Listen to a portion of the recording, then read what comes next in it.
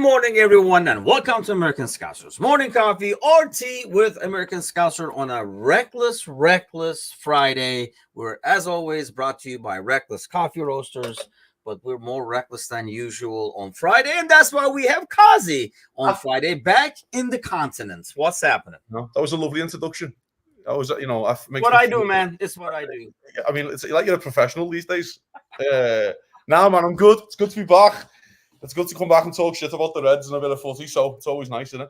You know? Yeah, so, I mean, you were obviously over there for, let me ask you this, actually. Like, I wasn't even thinking of asking this, but now that we're talking about it, you were over there. Is the vibe about the club any different? Like, do you sense a different vibe? For this time of year, like for an off season, you know what I mean? Yeah, a different vibe. Yeah, because it's kind of a new thing for the first time in 9 years, 10 years. It's a new thing. And, my wife put it into good context, really. I've been with my wife 8.5 years, and she's never known anyone else but Klopp. Like, Klopp was the manager when she... Oh, I thought she was like, I don't know anybody else but you. We should see other people kind of thing. Oh, no. I think she fancies Klopp more than me anyway. Your contract is up as well. Yeah, which is no problem at all. I would get with Jurgen Klopp over my wife anyway, so it's fine. But, I mean, so she's like, so I think people are a little bit more intrigued by what's going to happen with all these new changes to the backroom staff and, of course, the manager. Liverpool are at a bit of a crossroads, which I'm sure we can get into, especially with contracts coming up and comments on senior players. Liverpool are at a bit of an impasse right now, independent which way we're going to go. So I'm excited. I'm excited about the next season, really. Yeah, I mean, we kind of knew, maybe we were wishful thinking something before the tournaments, but we knew the tournament time was going to be fairly quiet. But with the finals coming up this weekend, that thing is going to be behind us. I know Hughes was talking about the Olympics. I still don't understand the Olympics conversation, especially now that it's not affecting us. I mean, there might be one or two players of, value there, but really, for the most part, probably not. But so this next 5 to 6 weeks is going to be pretty darn big. But Anand this morning, by the way, had like a family emergency he had to run to. If he does get back on time, we'll have him thrown up there as well. People gathering around. Good morning to everybody. And let's get to the first topic right here, because I know this was going to be a hot one this morning, especially me, Anand, and you on at the same time. So let's start. I'll have you have your say first. Listen, I mean, I was very, I had a big thing to say about this in the Discord. Yes, you did. That's why you're getting first. Thank you. I think he's wrong for doing this. I really do. I think he's a disgrace. That's just me. And I get the family aspect and I understand it and I completely get it. But in no way on those videos, he looks like he's even trying to protect his family. There's not like he's trying to usher them away from violence or anything like that. He just wants to have a bit of a fight. And that's what it looks like to me. Listen, I am not saying he can't defend his family. I'm not saying that. Of course, we would all do that, sitting in the same position. You jump in there to protect your family. But those videos do not look great in terms of he's not trying to pull people down or get his family away. Do you know what I mean? Or pass them to stewards, the kids, and whatever. He's not trying to do any of that. As the Colombian fans are backing off, he's still walking forward like this, and you're like, that. You know what I mean? They're backing off. The fact, you've got, if you're there to protect your family as such, I don't know about you, Tim, the first thing I do is put the family to one side so I know they're safe if you want to have a fight for it next. Do you know what I'm saying? But it just didn't look like that to me. And this is not me. I'm like a personal vendetta against Darwin. I'd say the same about Mo Salah. I'd say the same about Virgil van Dijk. You can't incite violence. That's just my personal opinion. If you go in there to protect your family, no problem at all. But then there's also another video, which I'm sure you've seen, of him trying to throw a chair at the Colombian fans when he's on the pitch. And it's over. And he's trying to throw a chair at them. And the steward looking at him. Is that real? Not real? I heard like various versions of it. So is that a real video? Okay. It looks as real. It's not for AI or whatever, but it looks like the steward stops the chair, which probably saves him an even lengthier ban and maybe a more of a conversation to have with the football club. Because that is, to me, is inciting violence. But that's just, again, he's lost his head. He's lost his head, completely lost his head. But the bigger conversation here is, Tim, why is it always Darwin Núñez? I know Mario Balotelli stole the fucking vibe of why always me. Why is it always him? Why is he always at the front and centre? Why is he always why is he always the headline? Why can't we just have a striker? I know it's mad because we went from like a Bobby Firmino to a Darwin Núñez, which is like going with that's obviously, you know, it's like going with a choir girl to a porn star. there. Isn't it? It's like going with again a librarian to a porn star. You're like, it's just completely different levels of what you're into. You know what I'm saying? Like, I can't Yeah, really for porn stars, Kazi. Okay, so, and I knew we were gonna go that route, and I kind of understand it, and I kind of don't, because one, I do think it's being looked at totally differently because it is Darwin Núñez, and which is not fair. First of all, I mean, nobody is talking about, no Liverpool fan is talking about. I have never been maybe while he was playing for us, but I've never been a huge fan of his personally as a person, what he like kind of represents overall. Suarez literally spent the next 30 minutes after the final whistle bitching and moaning and picking fights across the pitch with like random people he was looking at and being like a freaking sore loser. But you know, obviously that wasn't even being talked about before this happened. Nobody like said anything about that. He was literally going around just picking fights with everybody. It's just like, you guys lost, get the hell out. So obviously it's it was a really fun game to watch. First of all, I just turned it on. Angie and I were watching it mainly because it's Diaz and Núñez there. But then before you know it, regardless of those guys, I think we were going to watch it just because it became like so intense and you can see the emotions on the fans and stuff like that. And I understand because of that, because how tense it was, when you lose a game like that, obviously it's a lot worse. So, but when that happens, you and I are both dads. We're jumping in there. I mean, if the other ones did, I guess my thing is, why the fuck did they not? Is more what I'm saying. But you know why they did not? Because Núñez did, or a couple of others did. That's why they didn't. If Núñez and those guys don't jump in, are they going to sit and watch there? It's almost like it was one of those where the other players were like, somebody should do something, and then Núñez was the only one to do it. And so I totally am with him jumping in, doing what he did. Going at freaking adult men, going after families. First of all, I don't know. I don't give a fuck. They were like alcohol. I don't give a fuck how much alcohol you have. I don't know why you would go after a mom with a toddler. What is the amount of alcohol that is required to go after a mom with a freaking toddler? By the way, But the afterwards, I know what you're saying. The optics of afterwards does not look good, but I almost can semi-understand it due to the emotions running wide. And then I know what you mean. He can kind of escort people out. But let's face it, man. If somebody goes at your family, once you know they're behind you and they're safe, aren't you still going at the guy who's still talking shit or coming at you? Yeah, but you're also paid an extortionate amount of money to represent the football club to not do that. That's what I'm saying. At that moment, are you really thinking money? Are you thinking about your job, for example, at that moment, or your head is gone? No, okay, so his head's gone. You're not thinking about your job, but then in normal society, fella, you could lose your job on the back of it.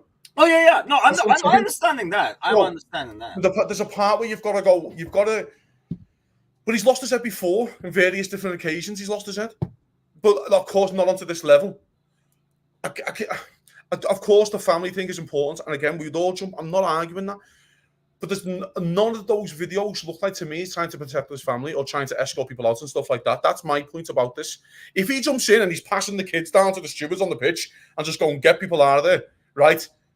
I've got no issue with all that. But when the Colombian fans are backing away, fella, and he's running towards them, and you're like, by the way, there's other, and I will back him Núñez on this. There's other players in the mix. I think Araujo jumps over. I think Valverde jumps in. So there's a couple. I think but he's the headline. Because he's fucking 6'2". He's a striker. He's just cost his team the game because he can't bury a chance. So he's already the headline. He was the headline after the game. You think it was almost part of the frustration? Because honestly, until then, I was going to more talk about his performance and say this is exactly what scares me going into the season, because that's the game Uruguay loses because a couple of those chances he does not take early and turn the entire game around. But obviously this happens afterwards. That takes the narrative. And I'm assuming Or do you agree that part of the frustration I is do. not only because of losing? I'm sure he knows he could have made a bigger difference and stuff like that. So that kind of boils over. You're already pissed off, and then this is happening. People attacking your family, and you kind of lose your head. I will lose my head. I am a Yes, hothead normal overall on the pitch, of and this is course, a young dude who's a hothead as well, of and course, a lot bigger than me, where he can take people on easily. yes, of course. But we'd all lose our head in that situation. But there's parts though, Tim, where eventually you've got to compose yourself. If your child's in danger in any way, the first thing you do is protect your family and your children. That's the first thing you do. You turn into the protector, not the aggressor. But again, the optics don't look great. That's the part of this. And I know Liverpool said they're going to do an investigation before they make a comment, which is great. The chair throw video doesn't look fucking great at all for him because he's back on the pitch and then he's throwing a chair at the fans. That's just sheer frustration again. Yeah. It's just like, I want to sit here and talk about Darwin Núñez's fantastic Copa America where he scored loads of goals. But I can't. Again, because he's the headline again. I know he's missed chances, but that's the way he is. We know what we're getting with our Darwin Núñez. It's been 2 years, guys. This is not fucking new. He's going to miss big chances for Liverpool. Big missed chances for you. But he still scored loads of goals for Uruguay in this tournament. And I want to sit here and talk about that. But that's not, and then go, fucking hell, maybe he can come back and he can kick on. There's loads of confidence. But no, none of that now. Now we've got to sit here and talk about, actually, is he going to be a Liverpool player in 3 months? Do you know what I mean? Because Liverpool might just go, you know what? As much as we've made a big investment into him, it's better just to fucking cut ties. Didn't Chelsea try and offer like 50 million for him last year? Maybe Liverpool's just thinking, let's just try and cut ties here. And just think, he's not worth the fucking hassle anymore because he keeps doing stupid things. The last thing Liverpool want to be, by the way, mate, especially FSG, by the way, is in the headlines of their football players or their sports stars. Yeah. They don't want to make headlines. They want to make headlines for the correct reason. That's why Mo Salah gets paid all the good money, because he makes headlines for the correct reason. Yes, exactly. That's what I'm saying. So that's why it's so... It's so frustrating, mate. And again, I want to sit here and talk about his fucking great tournaments. I can sit there and go, Gakpo's flying, he's going to come back, and Núñez is flying. Hopefully Diaz can win the Copa America, he could come back and flying, or McAllister, vice versa. And we can want to talk about all this positive, Joe Gomez and Trent potentially winning the Euros, and you can all come back. I want to sit here and have that chat with you, Tim, but I can't, because he's the headline again. It's always fucking him in the headlines, isn't it? And yeah, for the bad reasons. I mean, Brian says sometimes you just have to cut your losses. I don't know, man. It's one of those, you watch that game. Let's just look at the soccer part of it. You watch that game, and yes, there is that frustration of him, but just missing those chances that could have turned the game. They were kind of exaggerating. A couple of them were half chances. Yeah, one of them is a chance. Yeah. But it's like, that's when you need a big game like that. You need your guy up top to get one of those for you.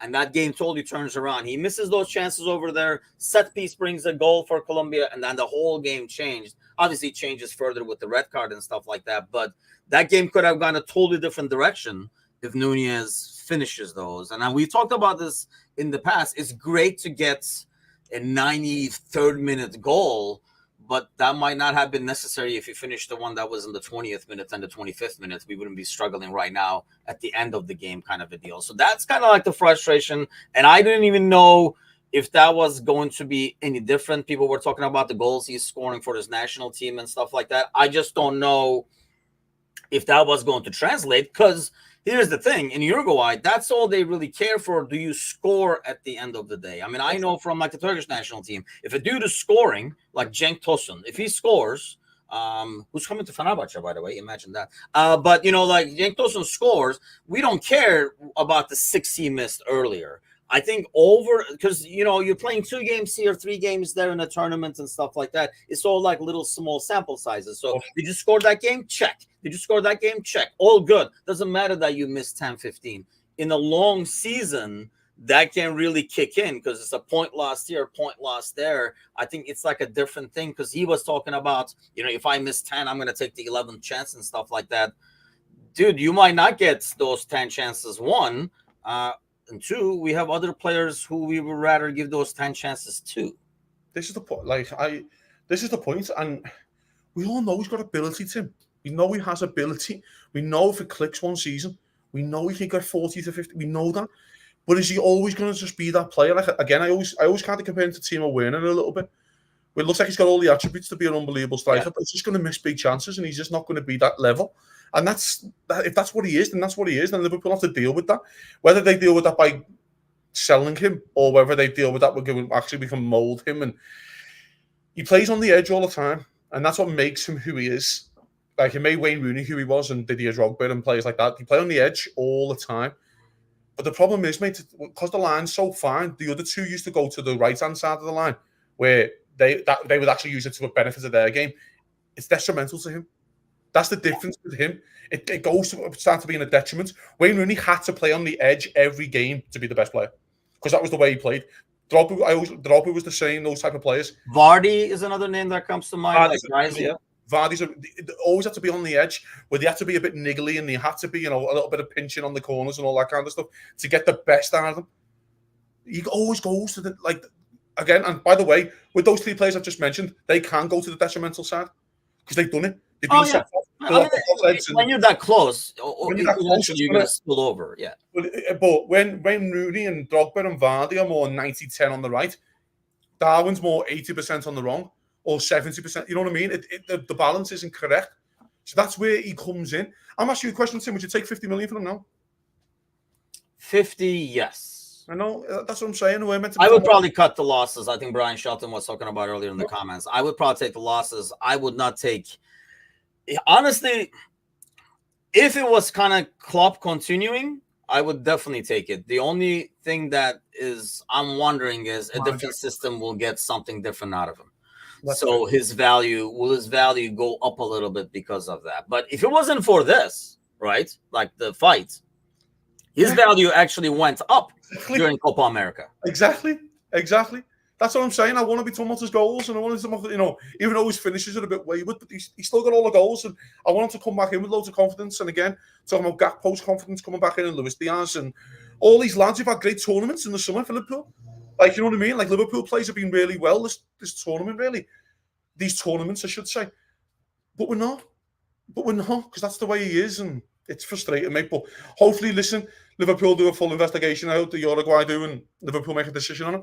If the decision is to keep him and stuff like that, fair enough. That's Liverpool's decision, and I hope he kicks on and gets his 35 goals, and he's the best player in the league next season. But after the sample size of the last 2 seasons, I just don't think that's going to be. You're on mute, fella. Yeah. No, I was just turning the microphone back on. I don't know if you get in the background noise in the background, but you're fine. Looks like the entire neighborhood is being mowed simultaneously in the background.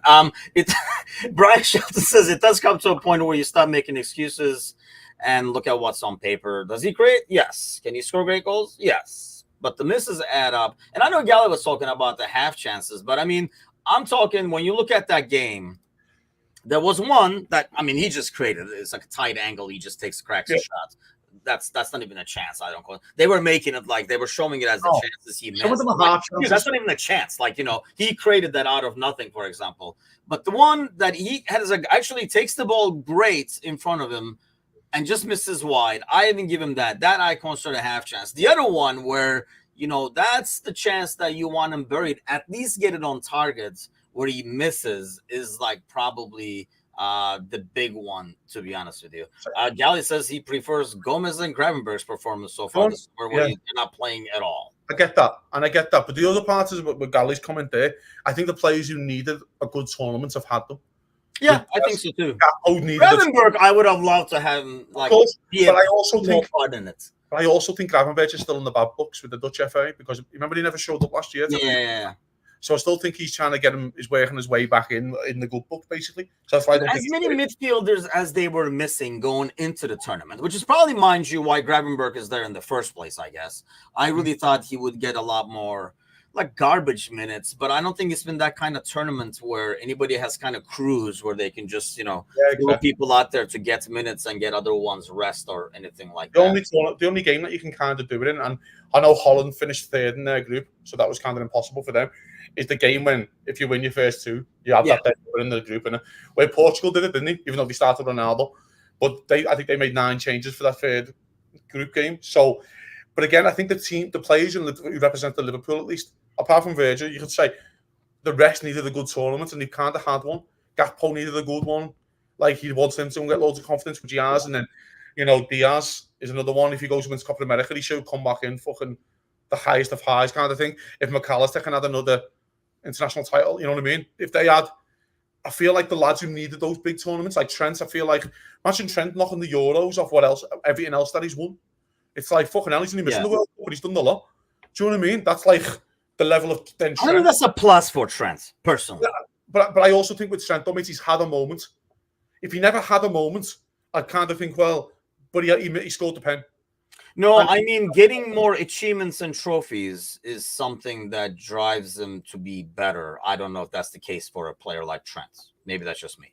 Maybe that may be. Listen, I think he's one of them where he actually is hungry for the trophies. I actually think he wants it, but I know what you mean. Maybe he's one of those players who kind of, well, I've done. Oh, what else is there to do, kind of thing. Which that's what separates good players from top players, is to come back and do it every year. Do you know what I mean? You get those. I'm a big boxing fan. You get those fighters who win the world title and don't do anything again, because that was just always the goal, to win the world title. Yeah. And the best players come back year in, year out and win it again and again and again. And that's what the top players do. I mean, I think the only player Gally was bringing up that did not really have the best of tournaments is probably Szoboszlai. But yes, to be honest, I mean, his case is slightly different, right? Where the team is not expected to do a lot. So it was more like, if he carried them to the next round or something like that. Yeah. I don't know, if you had a tournament like Arda Güler did, for example, for Turkey, I think that would be over the top. But having said that, for example, if Turkey never qualified or whatever, I don't think anybody would go back and be like, oh, Arda didn't have a great tournament or anything like that either. Like, the expectations were not there. If you could do it, it'd be a huge bonus. And honestly, they could not. They were probably one of the poorer teams in the tournament, to be honest with you. But yeah, it's going to be interesting to see where the hell this thing goes. I just hope, I mean, going back to Nunez, it's going to be a ban, I think, mainly because of the optics that we see afterwards, right? I mean, because of him continuing at number one, not for jumping into the stands. Meanwhile, by the way, all lost in this is why, one, like, FIFA is throwing them like the families there.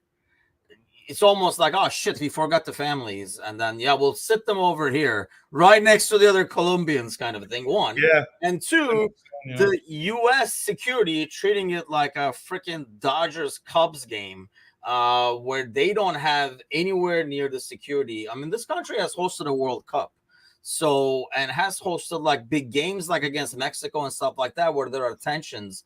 How they had this lack of a security is beyond me, to be honest. I couldn't agree more. I think it is a thing that happens where before the World Cup goes, they usually host a tournament like a couple of years before. Like, I think they do the Confederations Cup, don't they, like a year before? Yeah, they give them trial runs, They're like, let's find out what's going on, trial runs. Well, we should find out. I was going to say, you're going to fucking find out now, guys. Do you know what I mean? So it's like, I mean, this is a thing where America's going to have to learn, I think, for the World Cup, that you're going to be bringing, imagine England, Germany in a mixed section, and it's never going to be great. Do you know what I mean? So hopefully they can get that together and sorted. I hope these preseason friendlies are never going to be fucking, because the preseason friendlies are never like that. So I hope they're not overly policed, if you know what I mean. Because it's Liverpool, Man United, and we got to learn our lesson, and it's, you know what I mean. So we're going to get 50,000 police there.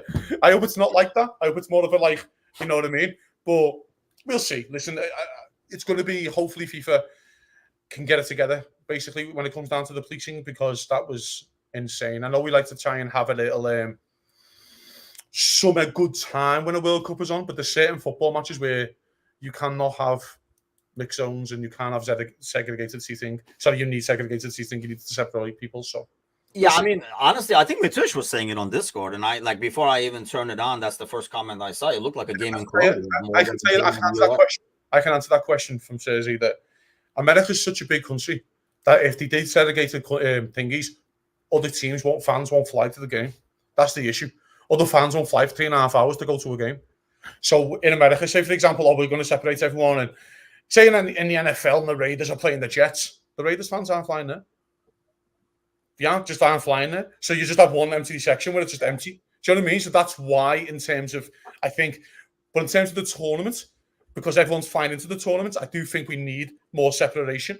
Or when you buy a ticket, you'll know you're in a mixed section. You are buying a ticket for the mix section, and you need to know that you're in the mix section, or you're buying a ticket for that section and that section kind I of thing. think for the World Cup, they will do this, right? This was almost, I think, that, a lot more people will be traveling to the game, so they will almost have to separate them and allocate them accordingly. So I think the World Cup will totally be different. Dom says if his family was there, why the fuck was he trying to throw a chair up there? The family was already down.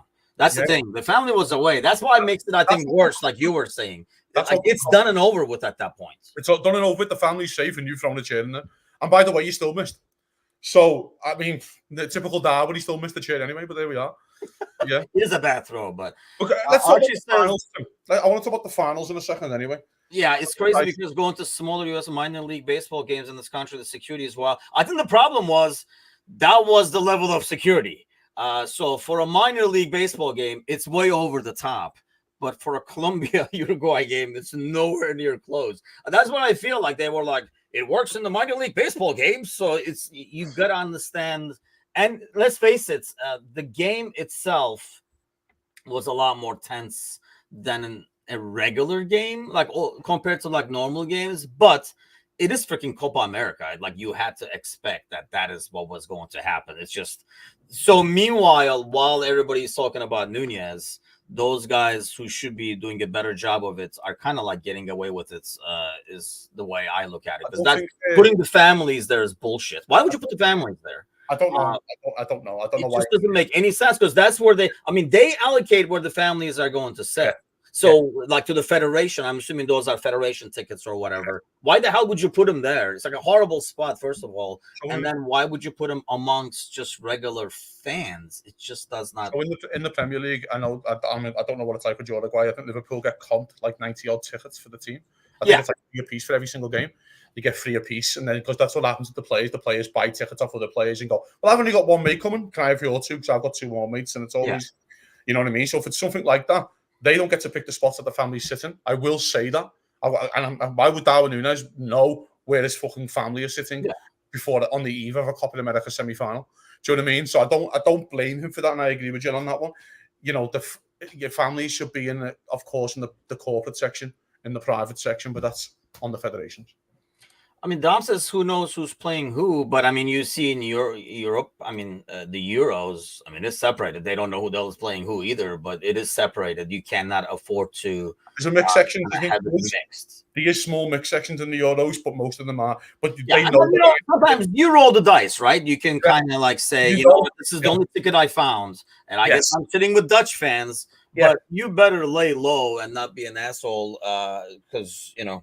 But you know you're in a mixed section when you buy that ticket. You know the mixed sections. That's the difference. Yeah. You know they tell you you're in a mixed section just so you know.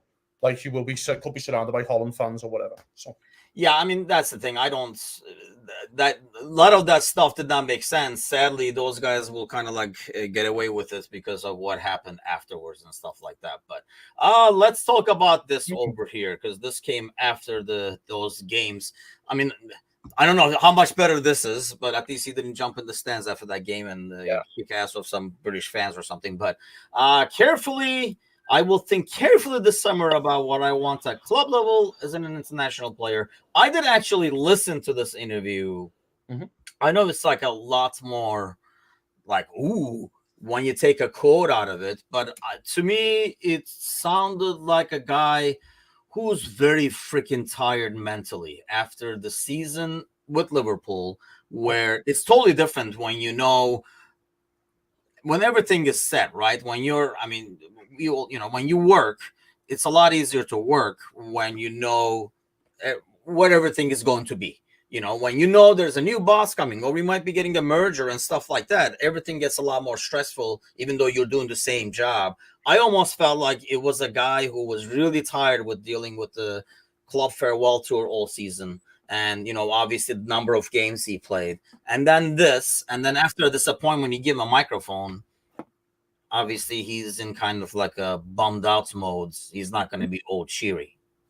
Yes. And there's a part there, though, we need to have a chat about is that he's 33, you know. And he played every game last year for Liverpool. So Liverpool do need to start managing him if Liverpool want to keep him. Now, I see that comment there about the contract negotiations. Liverpool, we're getting a new manager in. And I'll back Liverpool on this one actually a little bit. You have no idea what the new manager wants. You have no idea. So there's got to be a chat there, let's just say. Don't you think these chats happened, though, as they were hiring? But there's also a part, though, if you give him a new contract last week and he breaks his leg in the fucking semi-final, what you do? So there's, you know what I mean? I understand that, but in terms of like what's going to be done, like, or like, when they talked, I'm sure, you know, Van Dijk has given a clearer picture of, hey, this is what we're planning, by the way. This is our plan for you. But there's also a part where Virgil might go, I don't want to play under a new manager. I've had my lovely time with Jurgen Klopp, and I might just fancy something new as well. The club's going in a new direction, and I want to go in a new direction because, again, he's 32 years of age. He might go, I want to do 18 months around Madrid. I want to do 18 months at Barcelona. I want to have a lovely time before I go and cash out or whatever he wants to do. So these are parts that, by the way, when he's talking about maybe potentially leaving, it might not be to the Saudi League. He might think he can still compete at the top level, but he might go to Bayern Munich and do it. Do you know what I mean? And try and win the Champions League that way, or win the Champions League at Real Madrid, whatever that is needed. He might want a new start. Because, again, football is such a short career, Tim. We know this. You're 33. He's had a massive injury before. He's played every game with Liverpool, by the way. And also the stress of the comments that you're making. He was the only one that was fully fit all season, and he was playing with a bunch of kids for the second half of it. Do you know what I mean? He's playing in the League Cup final with Bobby Clark and James McConnell and shit. And he's just like, this is fucking hard, you know? Like, it's really hard. Do you know what I mean? So, this is his last contract at the club, a big contract at least that he can probably ask for, and Liverpool need to make a decision pretty sharp. I think if Konate played 50 games last year, it'd make it fucking easy for them. Do you know what I mean? It could make the job a little bit easier if Konate had played 50. But Liverpool have a big doubt over Konate right now, centre half. Liverpool have a big issue with Virgil van Dijk, but I think that there's the same level of issue with Konate, which Liverpool really need to deal with. What do you do here, Tim? Do you back Konate to stay fit for 50? I don't know. Of what we've seen for our sample size. We all know he's got ability. We all know his level. He's probably just below Virgil van Dijk, which is still an unbelievable centre-half. But Liverpool, do you want to do 3 centre-halves in this summer? It's fucking hard, isn't it? It's a big choice to make. So Zisa Slut has already spoken to Van Dijk. You don't know. You don't think he would have told? I don't know. I don't know if that's a conversation they're having. I assume that's more of a. Yeah. You know what? We'll sit down and talk once their tournament is over. Focus on that now. Win us a Euro. He's Dutch, right? I'm assuming that's more the conversation, not like. So I know you're busy, but what are we doing with this contract? Kind of a conversation. Yeah, exactly. What if Virgil van Dijk wants to leave? What if he's got to, like, you know, what, can't be asked dealing with this, and he wants to go? Yeah, he was talking about it. I mean, I can see him, like, you know, saying, hey, I won freaking everything. And maybe this was like, you know, being really close to winning something he hadn't at the Euros, right? That has just slipped. And God knows it will happen again. Maybe he's talking about that in terms of like coming back to the national team for the World Cup. Do I want to go through with this kind of a deal? Mind you, here's another thing. He knows, or he has to know, there's a huge abundance of center backs in that Dutch team, by the way. Jesus Christ. I mean, they're the new France, right? Just like a lot of quality center backs. When Wenderven and stuff like are coming off the bench, not even coming off the bench at times, because see, there's like a couple of guys above him. So I don't know, maybe he feels like, you know, he might not even be a shoe-in then. Maybe he's thinking, I can't do both at the same time. Or he's saying, hey, I want everything under the sun. Maybe I'll do what Genie did, go over there and bank for a year. But he also went to PSG. But Genie went to PSG, didn't work. But he did go and try. I think he probably won the league at PSG, I'm assuming. But he goes to PSG, doesn't work out for Genie. Mane goes to Bayern. But he tries to still play at the top level. But I think Virgil's at a different stage to where Sadio Mane was. I think we all felt that Mane was kind of finished. People forget that Mane was playing down the middle before he left Liverpool because Diaz came in and Diaz started off like a rocket. Yeah. So he plays down the middle. Maybe he's just thinking, you know what? Again, I want to just go and play for Real Madrid or Bayern Munich for 18 months because it's Real Madrid and Bayern Munich. And he might just want to do that, which is completely fine, by the way. And he has every right to make that decision himself. There's also a part with the World Cups in 2 years, and he thinks, well, I've probably got one more international tournament in me, 35, which is probably it for him. But Liverpool need to make a bigger decision again on Konate. You need to make a decision because Joel Matip's left. It comes to a point where how many games you want to get out of Virgil van Dijk next year? I don't want to see Virgil van Dijk starting every 3 games a week next year. I want his games to be pick and choosing. Yeah. I don't want to see Virgil van Dijk start against Ipswich at home. I don't want to see him start you mean okay, at home. Okay. I don't want to see him start against Brentford at home or Forest at home. I don't want to see that. But Liverpool have got that decision to make. And I'll go back to it. The decision would be made fucking easier if Canate started 50 games last year. Do you know what I mean? I think it would make Liverpool's job a fucking bit easier. But the problem is, do you have a question mark over fucking Canate? Do you have a question mark over Joe Gomez? What do you see him as? Yeah, exactly. Because now you've seen him other places where he can do really well. He starts one game last year as centre-half for Liverpool. Is he a centre-half or not? You have a question mark over Jarrell Kwanzaa. Do we still expect him to keep going like this? Or would you expect the young kid plateau? Which happens for most kids, by the way. They start to plateau before they go again. Do you know what I mean? I hope Kwanzaa can keep doing this, but most time we get kids, they go up, they plateau for the 18 months, and then they go again. Do you know what I mean? And I hope he doesn't plateau. So Liverpool have massive questions at centre-half. I said this, I remember having this chat with you 6 months ago on here. The centre-half conversation is more of a chat than anywhere else on the pitch right now for Liverpool. I just don't know if... Well, I mean, he might be saying, hey, this is probably good for you guys too. Why don't you guys bank off of me? You guys are looking at all these young guys, because there were a lot of rumors with like young center backs linked to us and stuff like that. I know a lot of it is media, but he might be... It's an easy sell for Van Dijk to kind of pass this through right now, I feel too. One, it's a transition time. We already know. But at the same time... So... we talked about this, I think, like last week or so. I think maybe we were talking with like John in the morning. But do you think the Dutch connection concept is way overblown when these guys are at this pro level? They don't care what the other guy's passport is. Correct. Yeah, I don't think. Listen, it's fucking easy to have a manager you can talk a bit of a different language with. But I mean, no. Do you think Richard Hughes has asked if he's Dutch or not? Do you think fucking Michael Evans has asked if Virgil van Dijk's Dutch and the manager's Dutch? They still have a massive say on this, by the way. Liverpool are very clear to make that Arne Slot as a head coach and not a manager. Liverpool are very, very clear with that. Like, and they were very clear, I think, in the statement that they announced when Arne Slot got announced, that he is a head coach, i.e. he'll have some kind of say, but he doesn't have the fucking final one. Do you know what I mean? And if Liverpool need to make a decision on Virgil van Dijk, then that's that. My personal opinion is I'd give him a 2-year deal. That's just personally me. I would give him a 2-year extension. Okay. But I would also say to him, you're playing 30 games. And you're not playing 50. But isn't that going to limit how much you give him? If you're taking him as, you know what I mean? Like the current Van Dijk, where you're running him to the ground, is going to, you know, you're going to be like, okay, we'll give you these wages because it's worth the money. If he is not going to be playing that much, FSG is not going to give him as much and kind of lower because you're not going to play as much. This is what we have planned for you. I think you're paying for his leadership and his loyalty. And I think for 2 years, he deserves that. Because I still think there's a part where Van Dijk will probably think to himself, well, I'm still going to win Liverpool the league and I'm still going to win Liverpool the Champions League. It's like, I wouldn't start him in the Champions League group stage. That's personally. Depending who we get, by the way, in the Champions League, Liverpool might get it. Oh, yeah. I know it's this like weird, you know, system right now with the new Champions League. It's almost like you will have some games where, well, your version of Ipswich at home, if you will, during that schedule, where you're going to have a game at home where you might not have to play your best 11. Yeah, but there's a part where you need to start managing minutes. It's a bit, you know, with Virgil, he is that age again. But again, I'll say it again, the decision would be easier if Canate was fit. So I think you give him a 2-year deal because I still think Liverpool needs to sign a centre-half with or without Virgil stays on it. I still think Liverpool need one more centre-half because I don't know what Joe Gomez is anymore. Is he your backup right back? Is he your backup left back? Is he just a spare part that can do it all? Which is fine. But then Liverpool have a big question to make on Owen Beck. At left back, you'd have a big question to make on Kostas Tsimikas. Do you take your 10 million for Tsimikas now? Probably. I would. Do you want Owen Beck to be the backup left back or not? Because Owen Beck was having a really...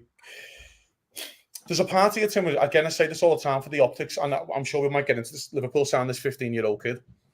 Liverpool, you need to make loan spells count and matter. You need to make like they matter. Like if you go out and play well on loan, you have a chance when you come back.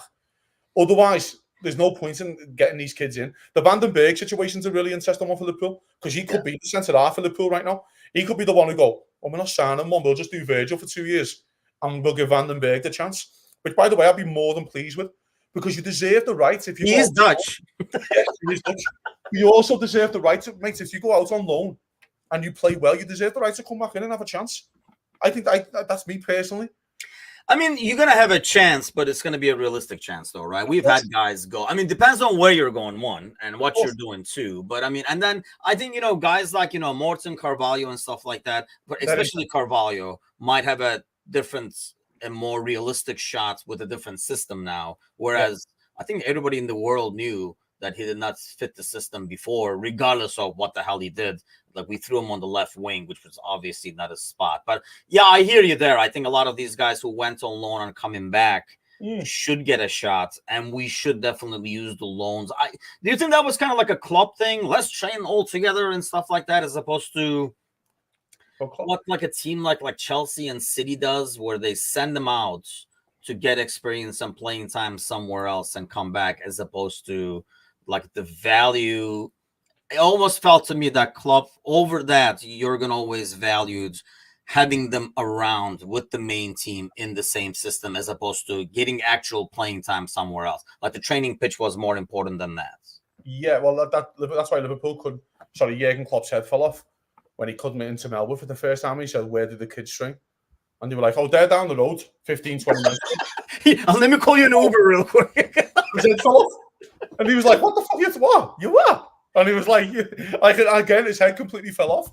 So there's a part there where, that's a thing where you want to see the kids as well. I see Bickler's comment there about the players who have been loaned out, but I can think of Harvey Elliott, for one, who went out and had a great spell at Blackburn, comes back and he's brilliant for Liverpool. Jarrell Kwanzaa goes out on loan. But usually, like, when we've loaned players under club, of course, I would say the huge majority has been, he's not going to work out. Let's get him some playing time so his value goes up.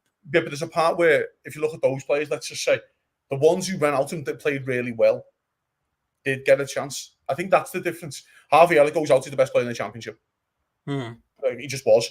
I'm telling you about Van den Berg, for example. If I'm saying we're about to sign a centre-half team who had 35 caps last year in the Bundesliga for Mainz, and when Liverpool about to sign him for 15 million, everyone would go, "Fucking hell, he's played 35 games." Do you know what I'm saying? But he's already our player. He's our player. So why don't we just try him? But I think it's different when you had him and you loaned him out, because that sends a sort of a message, right? Like if Klopp was still here, Carvalho coming back, I'd be like, okay, where's he going to go now? Or how much are we going to get for him? Because there would be no chance in hell he's going to play.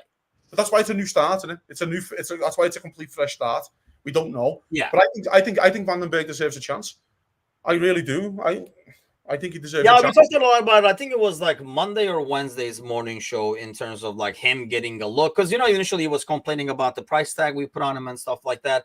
I mean, it could be one of those, because he's coming to the U.S., it could be one of those where nobody else is, so we got to take a center back with us. Why don't you come with us, kid? You'll play some games in preseason, kind of a thing. Or just to raise his value, or we're just basically saying, oh, we're not really wanting to sell. If somebody comes in with an offer and try to get like a better offer for him.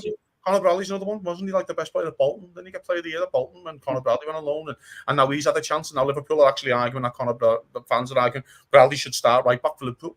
So you deserve a chance. If you go and do well on loan, you deserve a chance to come back in and go, well, actually, you told me if I go out and play well on loan, I get a chance.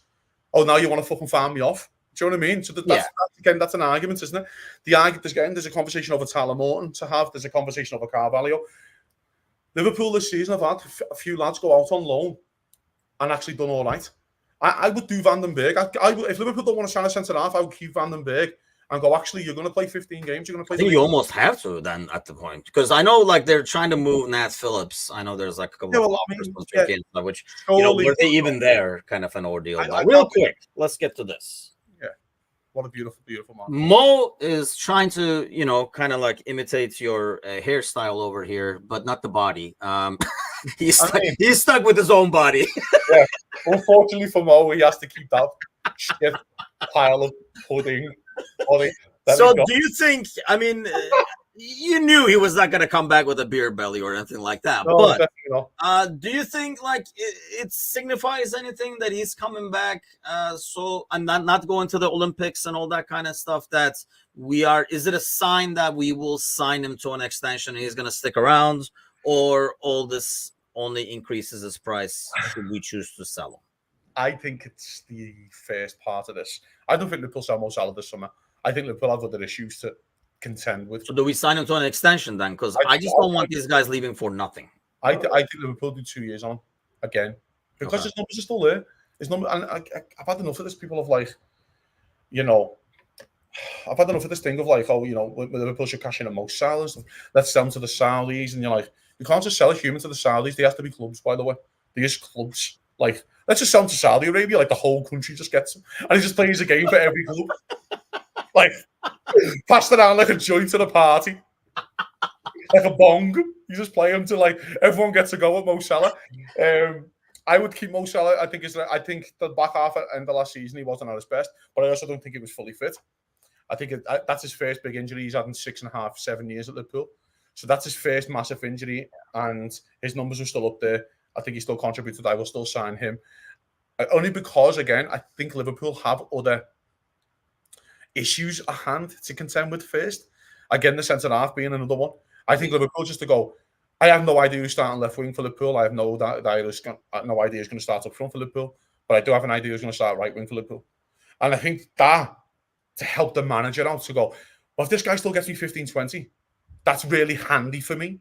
Like as my first season as a manager, that as Liverpool, if I have a guy who's going to get me 15 or 20, that's really handy to have in your first season as manager in a transitional season. Like I can still rely on him to get me them goals. Because, by the way, his numbers have never faltered. Before he goes to the AFCON, I think he's on 20 goals, and then he gets... Yeah, the AFCON is really kind of like brings us freaking down every freaking time he goes. Thank God there's no AFCON this year. But real quick, before we get to the final predictions, let's do a quick prediction on this. Here we sit, July 12th over here. Out of these three players that we talked about with you in the past, Trent, Van Dijk, Mo, out of the three, how many are signing an extension? 2, Salah and Trent. Okay. That's like a huge change from what we talked about in the past. But let's get to the finals, because You'll Never Walk Alone family says Mecca or Diaz in the Copa. So let's start with the Copa America then. Who do you pick on that one? Argentina. Because for the life of me... let's do who are you rooting for and who do you pick? Because I think it's going to be different in that. I just really like Messi to win another trophy because I just think it's hilarious at this point.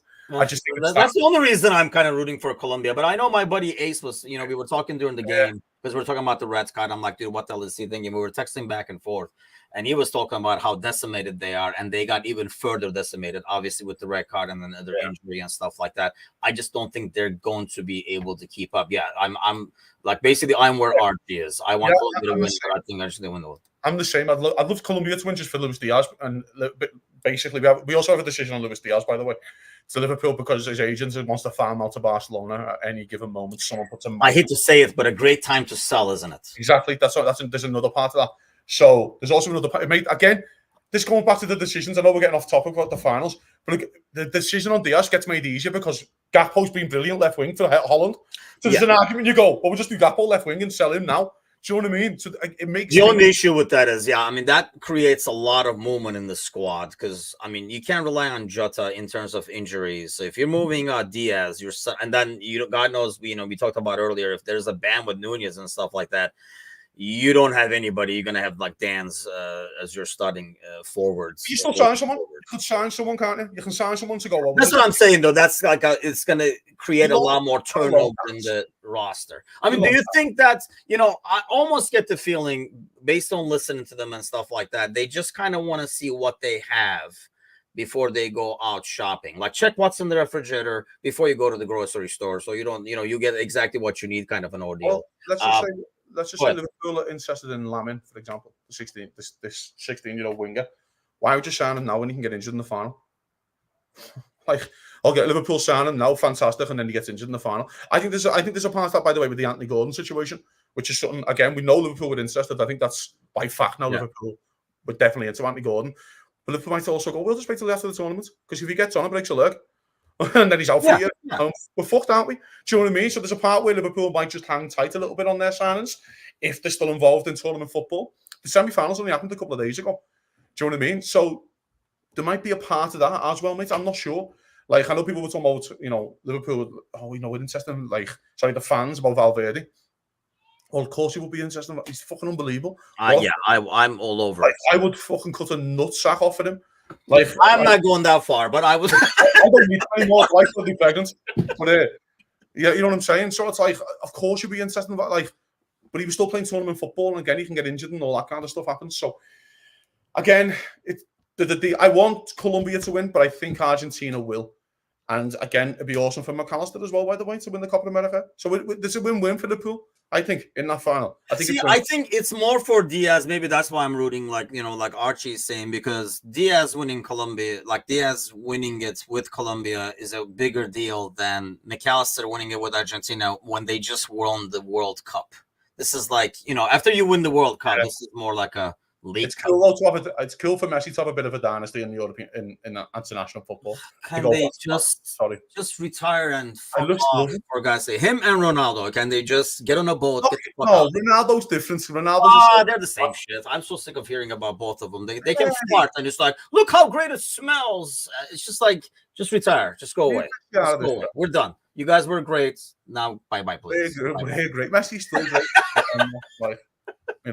He's great because he's just basically, we were talking about this, I think, on Wednesday. He can just kind of walk around, and then when he gets the ball, he's like, he can do stuff with it. He's not expected to fight as much like a striker as like Ronaldo, who he can't as much anymore. So I think the expectation, Messi plays like that guy who comes to the pickup games. He's the older guy that's like, I'll play attacking mids. When you guys get the ball, give it to me. Watch me make a pass. That's how Messi plays, and obviously, it works.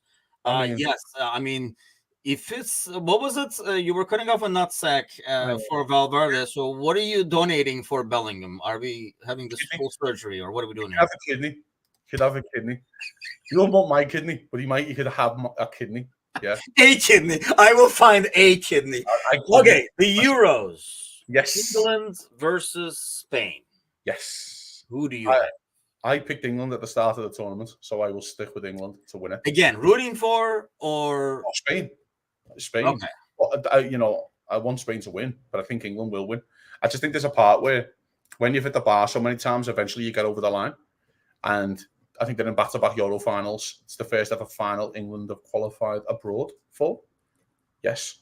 So I do think there's a part where England might, I've said this before, I've said this in our Discord, you don't need to play well to win tournaments. You just need to win football matches. And I think England and all the knockout games have went behind in the games and then went on to win, which is also really good mentality to have. I do think there's a part if you're Spain. If I'm Kieran Trippier, for example, I'm putting a 16-year-old kid in the fucking crowd first 5 minutes. You ain't skinning me. You ain't roasting me. I'm going to put you in the crowd. Man, that is something. But I also think you might start Luke Shaw because Luke Shaw gets 45 against Holland. So I actually think you might do Luke Shaw in the final. That's the first thing I would tell him. Just put him in the crowd. He's 16 years of age.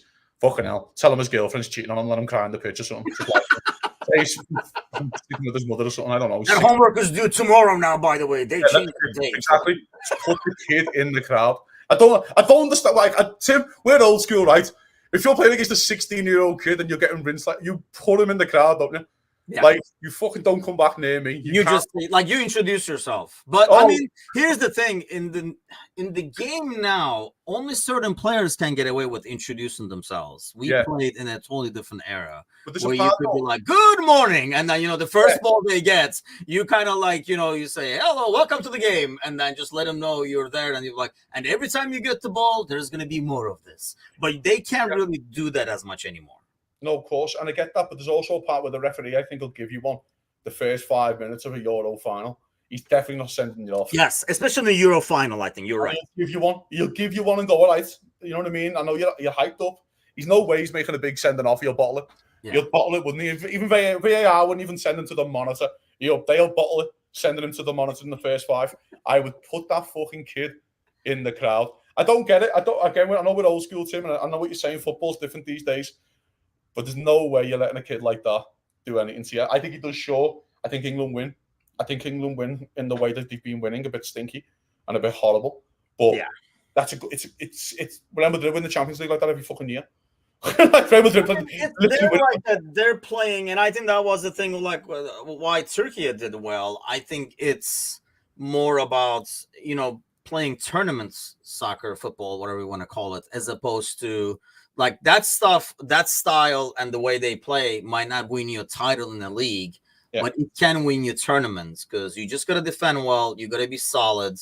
And then, especially with the quality you have, the goals will come even if it's one and stuff like that. I do not think, like I don't want to. We're too late in the show to get into a Southgate conversation, but I mean, I don't think there's anything usually like tactically that's being great that's being done. I'm telling you, I can put Stitch in charge, put his paw on a name on a lineup, and then that England team at least will make it to the semifinals. There's so much quality out there, even if there's no set ways of attacking, right?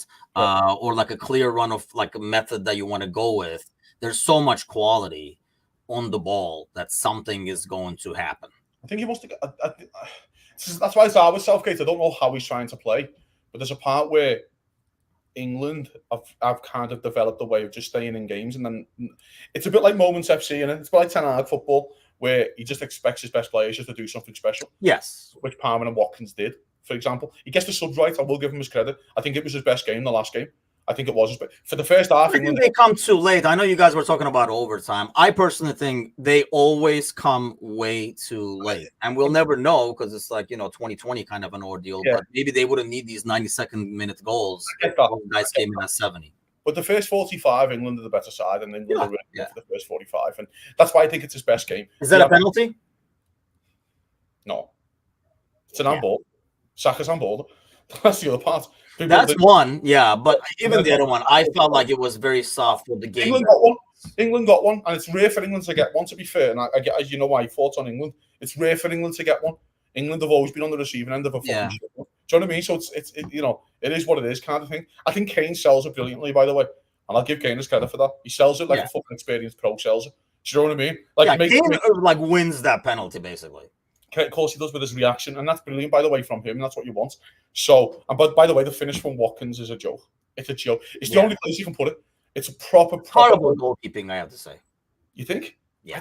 I think the power beats him. I think going through the Fry's legs kills him. I don't think he expects it. Yeah, because that definitely changes the angle the ball is going to come in at. I get you there, but I just felt like, that's too far away, like too tight of an angle, not far away, but too tight of an angle to concede. Great finish, side net. I think it's all striker, to be fair. I just think it's a great finish. Yeah, I think he thought it was going to, if anywhere, it would go front post because the rise was in front of him. But when the ball goes, it goes to the other corner. Looks like Watkins is trying to play for the corner, doesn't it? He looks like he's trying to. If this is the Fry and we get a corner, worst case scenario kind of thing. Exactly. Yeah, worst case scenario. That's what Watkins is probably weighed it up in his head, hasn't he? One touch, get it off. I've got a defender standing. You know what the funny thing is? It's because he just came off the bench. He's trying to make something happen. Another player who's been maybe playing for 30 minutes might maybe just pull that back and recycle it. Hold the ball up. And then again, hold the ball up. Get the Fry on your back. Try and whip a little crossing. You know what I mean? But he's just like bam, bam, because that's his natural thing to do. He was brilliant when he came on. But again, I think England win. What do you think, Sim? Where are you at with it? I think England will win, unfortunately, even though I'm rooting for Spain, because I feel like they're the only team who has played football this entire tournament. They've been like fun team to watch. And, like I've actually been like, oh, good, Spain is playing. Yeah. As opposed to just the game is on kind of a thing. So I really think, England will win just because they're a lot more pragmatic in how they approach games. But you don't mind Spain having the ball, do they? They don't care if Spain have the ball. Yes. They're happy with Spain having the ball. But I don't think France and I don't think Germany were. I think they wanted the ball back, whereas England will just go into a shape and go, okay, let's see what your 16-year-old can do when we got 3 men on. Do you know what I mean? And we'll just win the ball back that way. But again, that's where I think the subs will win in the game again. If he stays in a shape and he gets like Isaiah on the pitch and Palmer and stuff like that with the pace towards the end, they can win the game again for him. And by the way, once again, kudos to Euros for not doing the stupid third place game. I would like to congratulate them on this concept because there is one tomorrow between Canada and Uruguay. We'll see what Nunez does because he might be his last game for a while because I'm assuming. Yes, he should enjoy this. Hopefully he enjoys the game. Hopefully he gets 4 or 5 goals and he really enjoys himself. Because fuck me, fella, he won't be playing there. And get Suarez out there to get a last bite somebody or something like that. Dude, that was so... I'm not a big fan of him as a person.